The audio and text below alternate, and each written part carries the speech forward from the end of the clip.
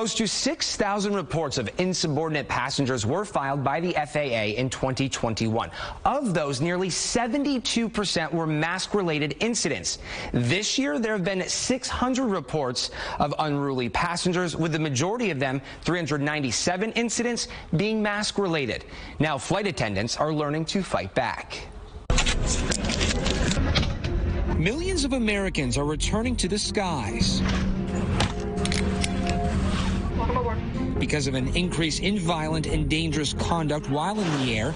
A zero-tolerance policy is in place, which means the FAA will pursue immediate legal enforcement against any passenger who assaults, threatens, intimidates, or interferes with airline crew members. They don't deserve to be assaulted in any way, shape, or form. They're there to perform a job.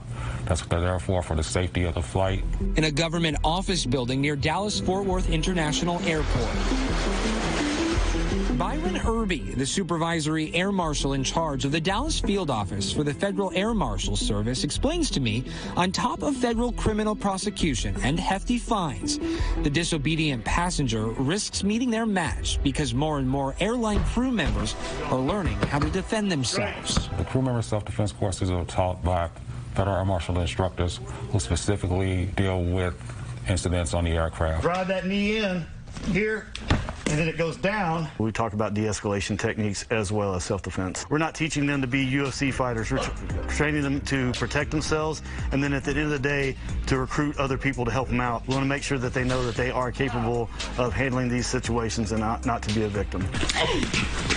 Learning how to deal with that stress is Jennifer Murphy, an American Airlines flight attendant of more than 8 years. What are some of the challenges you're seeing as a flight attendant? I mean, the mask issue is a big deal because we feel like we're essentially babysitting adults.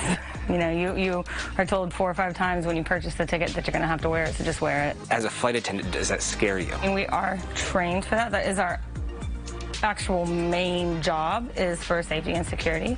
I'm just hoping that it helps the rest of the world realize that we're not there to just serve you, you know, a Coke and something to eat, but we're actually there to make sure that you get from point A to point B safely. 1, 2.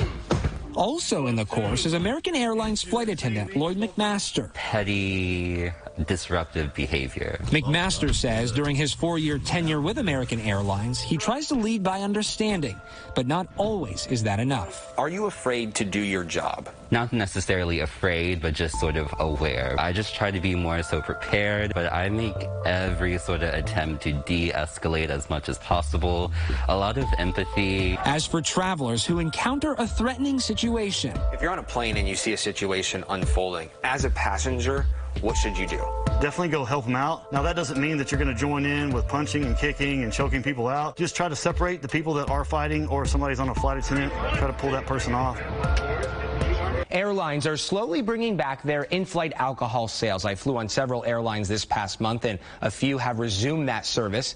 As for the number of disruptive passenger incidents, this has dropped 50% since record highs in early 2021. Still a lot of work to be done, but the bottom line here is bad behavior will not fly. I'm Zach Lasway, KPRC 2 News.